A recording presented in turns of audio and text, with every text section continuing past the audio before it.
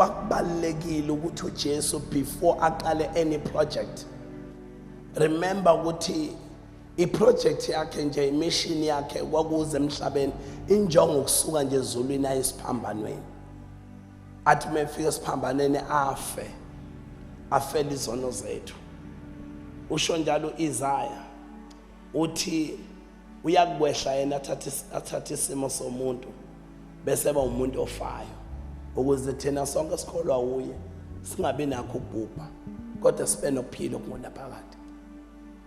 Kodwa before aqala iministry yakhe kwambiza ukuthi ayozifuna yena, afuna uNkulunkulu, afuna umoya ongcwele, ayofuna idirection kuNkulunkulu, ayofuna ukwazi ukuthi uthini umoya ongcwele. Ngamanye amazwi uyothatha amanothi akwamoya, uyothatha umgwaqo ziseko ukuthi uzohamba kanjani imigudu yalendlela. Uyofuna uNkulunkulu amnikeze idirection, uyofuna umoya ongcwele amguide, uyofuna uNkulunkulu ukuthi kube uyena ozomxoxela ngohambo lonke. Lethi iBhayibheli lami wahlalwa 40 days and 40 nights fasting.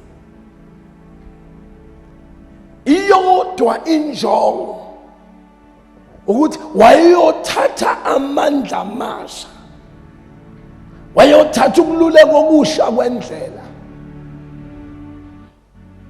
ayofuna idirection, ayofuna ukwelulekwa, ayofuna uqiniswa,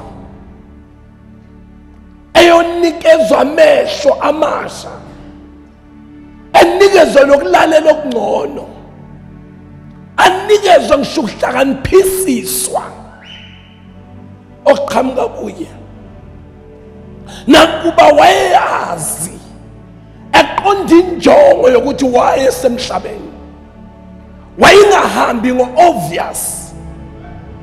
No, wayengahambi ngo-obvious ukuthi ngisemhlabeni vele kuzokwenzeka, kodwa kukho konke eqonda uhambo lonke wayefuna uNkulunkulu phela, wayefuna ama-Ariel, funa kwazi ukuzwa, funa kwazi ukusenza, funa amehlo akhe akwazi ukubona the invincible, funa ukulalela kwakhe kungabi noma,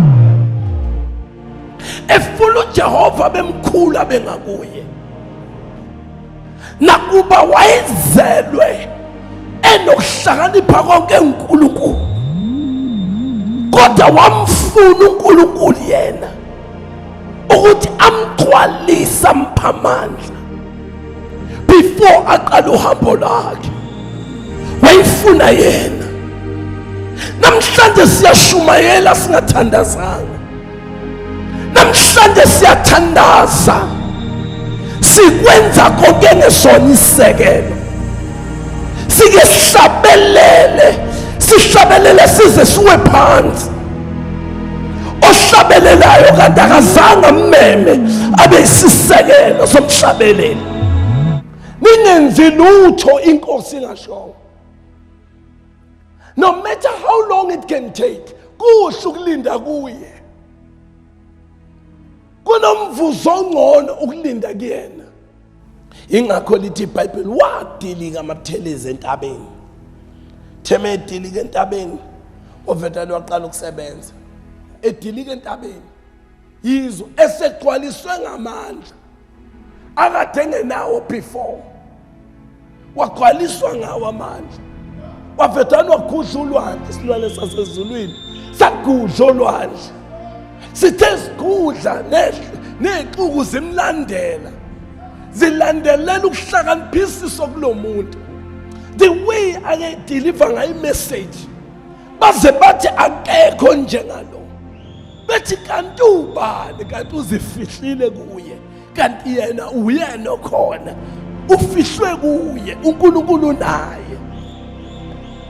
ngoba uJehova main foundation la uqhamuka khona abantu bayamangala base bathi asikaze sambona uGwamanda nje kanti uGwamanda usediza ukuhlala kuye bese bethi uwathatha la mandla ngaka hayi akanamandla kodwa uzifihle kuye mawuke wazifihla kuye wenza izinto ezi-beyond any understanding yomuntu mawuzifihle kuye wenza izinto emangalisiswe because awusenzi izinto zala engani uthandazela umthandazo othi umbuso wakho wasezulwini mawehle usemhlabeni bathi baba makwenzeke intando yakho la uhambe wayothatha imanual wamenza waba yi-foundation of everything aze athi uDavid noma ngihambe esigodini sethu sinokufa wazi into yokuthi utheni ukhona ngoba ekuqaleni kwendlela bekhona and then asephetheni usekhona akayiqali into kanti akayiqedanga akayiqedi kanti akayiqalanga